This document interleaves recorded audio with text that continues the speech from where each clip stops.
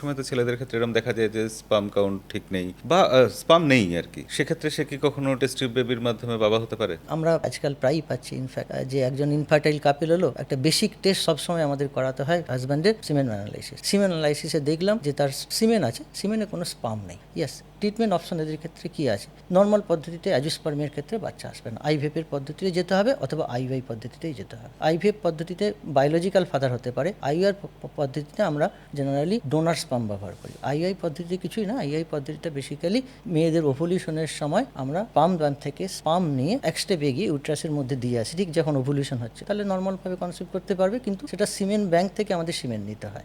IVF পদ্ধতিতে কিছু micro surgical procedure আছে, সেই প্রসিডিওরের মাধ্যমে যাদের নর্মালি সিমেন বাইরে আসছে না, টেস্টিস থেকে আমরা পাম বার করি, তাতে কিছু স্পাম পাওয়া গেলেও তা থেকেও আইভিএফ পদ্ধতিতে বাচ্চা আসা সম্ভব এবং সে বায়োলজিক্যাল ফাদার হতে পারে। কিন্তু আইআই পদ্ধতিতে বায়োলজিক্যাল ফাদার হতে পারবে না, আমাকে স্পাম ব্যাংক থেকে ডোনার স্পাম নিতে